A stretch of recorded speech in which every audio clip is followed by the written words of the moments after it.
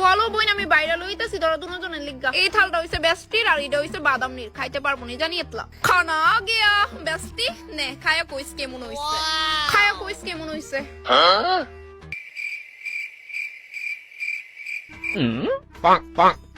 উমা তোরা একজন আরেকজনের দিকে চাই কি কইতাছস? খা, খায়া ক কেমন হইছে। বেস্টি, আমার পালক পনিরের থেকেও বেশি স্বাদ হইছে।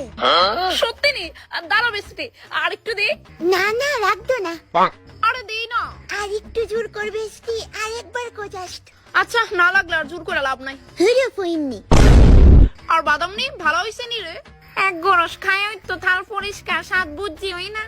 উমা এত তাড়াতাড়ি খায় ওলাইছস, আর ভাত লইবি? ওই আমার ফোন আইছিল একটা জরুরি, তোরা খা, আমি জায়গা। হ্যাঁ বাদাম নি দাঁড়া। আমি